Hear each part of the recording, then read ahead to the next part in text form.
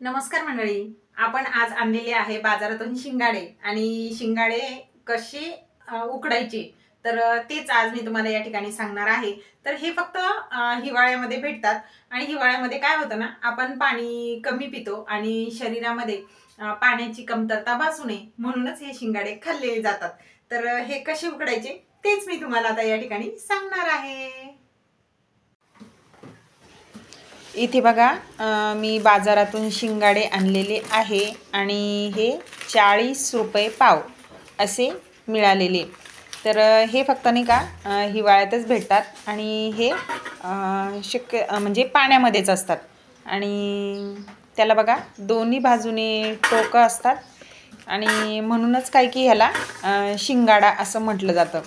तर दोन्ही साईडनी त्याला अगदी टोकदार काटे असतात आणि हे पाण्यामध्ये येतं आणि वरचं जे आवरण आहे ना, तर ते एकदम कडक आहे. बघा त्याला दोन बाजूने दोन शिंगासारखे टोक आहे म्हणून ह्याला बहुतेक शिंगाडा म्हटलं जातं.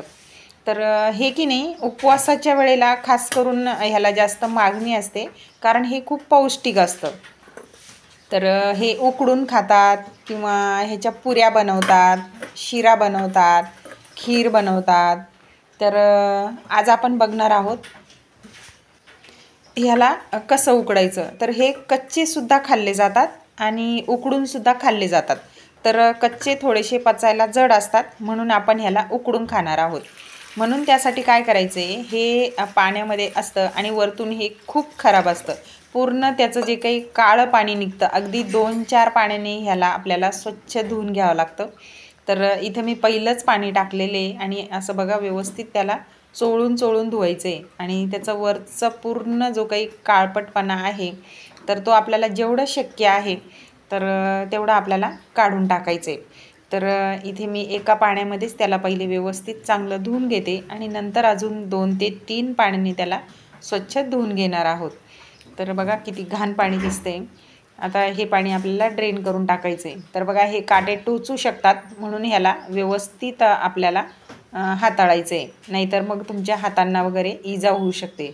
बघा दोन्ही बाजूने कसे अगदी टोकदार असे काटे आहेत. तर हे पाणी आता आपण काय करू, टाकून देऊ. नंतर दुसरं पाणी घेऊ आणि परत 2 ते 3 पाण्याने त्याला स्वच्छ धुवून घेऊ. तर ह्याच्या पिठापासून की नाही आपण अगोदरच म्हटलं आहे की पुऱ्या वगैरे सुद्धा आपण तयार करू शकतो, शिरा करू शकतो, खीर करू शकतो आणि आपल्या जे काही हिवाळ्यामध्ये जी काही तीज वगैरे असते तर त्या उपवासासाठी सुद्धा ह्याला खूप अशी मागणी असते. तर बघा इथे 2 ते 3 पाण्याने ह्याला स्वच्छ धुवून घेतले आणि बघा असे स्वच्छ दिसत आहेत, परंतु तरी पण अजून उकडल्यानंतर ह्याचं भरपूर असं काळं पाणी निघणार आहे. तर आता आपल्याला काय करायचं, कुकर घ्यायचं किंवा तुम्ही कुकरमध्ये एखादा डबासुद्धा ठेवून घेऊ शकता. कारण हे जरी काळं होत असलं ना तरी पण त्याचं कुकरला काही काळं लागणार नाही. तर आपण डायरेक्टली या ठिकाणी कुकरमध्येच हे शिजवून घेणार आहोत. तर आता ह्याच्यामध्ये आपल्याला सर्व जे काही शिंगाडे आहे ते घालून घ्यायचे आणि थोडंसं पाणी या ठिकाणी आपल्याला घालून घ्यायचं आहे. म्हणजे शिंगाडे जेवढे भिजतील की नाही तर तेवढं म्हणजे साधारण 1 ते 1.5 ग्लास पाणी या ठिकाणी घालून घ्यायचं आणि व्यवस्थित त्याला बुडेपर्यंत आपल्याला बघून घ्यायचं. नंतर त्याच्यामध्ये आपल्याला सर्वात महत्त्वाचं घालायचं आहे चवीनुसार मीठ. मीठ घातलं ना की त्याची चव अगदी छान लागते, म्हणून आवर्जून आपल्याला या ठिकाणी मीठ घालायचं आहे. म्हणजे आपण भुईमुगाच्या ओल्या शेंगा जशा फोडून आणि मग त्याच्यामध्ये मीठ घालतो तर हे फोडायची गरज नाही आहे. तर ह्याच्यामध्ये आपण आता मीठ घालून घेतलं आहे, त्याला झाकण लावून घेऊ आणि कुकरची अगदी तुमचं कुकर किती व्यवस्थित वाफ धरून ठेवतं त्यानुसार इथे गॅस पेटवून घेतला आहे आणि आपल्याला 2 शिट्ट्या करून घ्यायच्या आहे. तुम्ही एका शिट्टीमध्ये सुद्धा ह्याला छान असं शिजवून घेऊ शकता. तुमचा कुकर छान असेल तर तुम्ही एका कुकरमध्ये सुद्धा त्याची मस्त अशी वाफ काढून घेऊ शकता, परंतु इथे मी थोडंसं जास्त शिजवून घेणार आहे.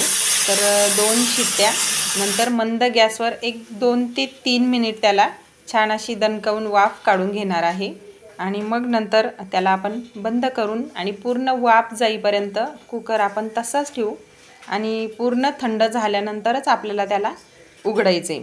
तर बघा आता या ठिकाणी कुकर पूर्ण थंड झालेला आहे, पूर्ण वाफ गेलेली आहे आणि त्याला आपण आता काढून घेऊ. तर हे वरतून अजिबात फुटणार नाही, पण आतून अगदी मऊसूत असे होतात. तर आता ह्याला आपण काय करू, एका डिशमध्ये काढून घेऊ. आणि ह्याला की नाही एकतर तुमच्याकडे अडकित्ता असेल तर अडकित्त्याच्या साह्याने कट करायचं, किंवा मग चांगली धारदार सुरी असेल ना तर त्याने कट करून घ्यायचं. तर आपण त्याला पहिले काय करू, थंड करायला एका डिशमध्ये काढून घेऊ. तर बघा त्याचं काळं पाणी अजूनसुद्धा भरपूर निघालेलं आहे आणि हे एकदम खराब पाण्यामध्ये येतं, त्याच्यामुळे ह्याला व्यवस्थित स्वच्छ धुवूनच बघा हे पाणी किती खराब दिसतं आहे. आणि कुकर आपला अजिबात खराब झालेला नाही आहे. हे पाणी आता आपण टाकून देऊ. आणि आता शिंगाडे आपल्याला काय करायचे, फोडून घ्यायचे. तर त्यासाठी काय करायचं, एक मस्त अशी सुरी घ्यायची आणि त्याने काय करायचं, आपल्याला चिरून घ्यायचं. त्याचे 2 भाग करायचे आणि आतमध्ये बघा मस्त पांढरा शुभ्र असा गर निघतो. तर जसं की फणसाची बी असते की नाही, तर त्याप्रमाणे, किंवा काही काहींना नाही का हे स्वीटकॉर्नसुद्धा स्वीटकॉर्नसारखी त्याची चव लागते. मला तर माहिती का, या ठिकाणी आपण भुईमुगाच्या ओल्या शेंगा जे काही खातो त्या दाण्यांची जी काही चव असते ना, तर त्याप्रमाणे लागलं. तर प्रत्येकाची जीभ वेगळी, त्याच्यामुळे कुणाला कुठल्या चवीचं लागेल हे मी काही सांगू शकत नाही. मात्र हे फारच हेल्दी आहे, त्याच्यामुळे या हिवाळ्यामध्ये तुम्ही नक्की हे ट्राय करा. तर सध्या थोडे महाग आहे, 40 रुपये तुम्हाला या ठिकाणी सांगितलं आहे मी. बाजारामध्ये हे 40 रुपये पावनी भेटत आहेत.